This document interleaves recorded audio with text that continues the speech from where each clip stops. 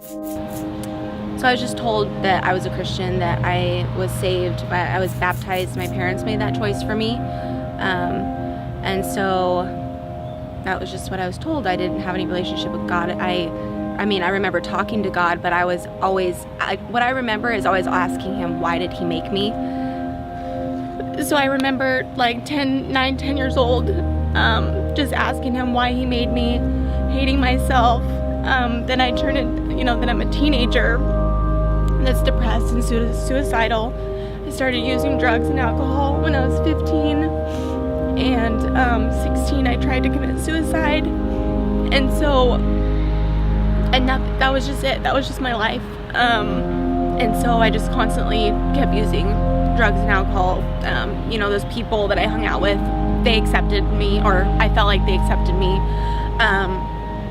And then eventually I grew into this young adult that still had the same issues, that I just didn't have a reason to live. I mean, I would purposely get so intoxicated or drugs or whatever to maybe something would happen. I had no reason to live. I didn't want to live. Like, everything was a party, until eventually I went to jail a couple times for DUIs or hit and run.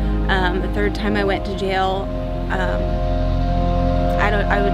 I took my father's car without his permission, went on a high-speed chase with a gun in a car. I was sitting in a jail. I don't even remember doing it, that I was so high on drugs.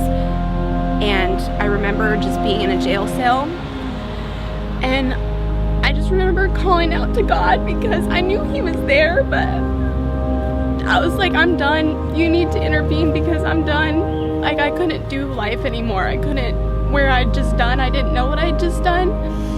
And so I was released from jail. Thank God I didn't spend as much time as I should have in there. And I found out I was pregnant with Liam shortly after. And that was kind of my reason to live.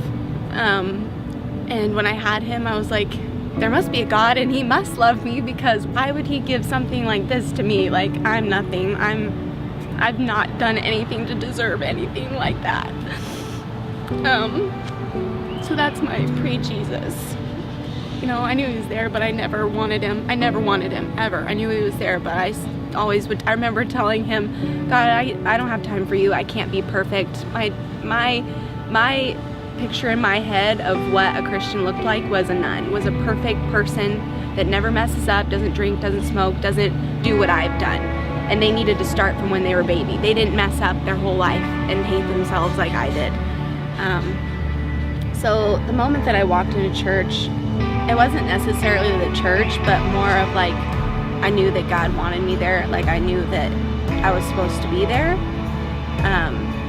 And then I just started when he was teaching about hearing the gospel, and I'm looking at it in the Bible for myself about who God is and what he says about me and what I can have and all this stuff. I'm like, that's for me. I can have that. Why didn't anybody tell me about this sooner? Or, I probably wouldn't have listened sooner, honestly. God had a perfect timing for everything to where I was ready right then and there, at that time. The fact that being a single mom and having this, and especially having a little boy, and having this fear of not knowing what he's gonna be like, and knowing that I don't have to be fearful of that. I can have victory in that. I can have victory as a single mom. I don't have to be, I don't have to have any lack in anything, financially, emotionally, physically. I'm anointed. As a parent, I'm equipped as a parent to be a single mom to this child, Liam. And I can know where he's going to be I don't have to be fearful of what he's going to turn about when he gets older.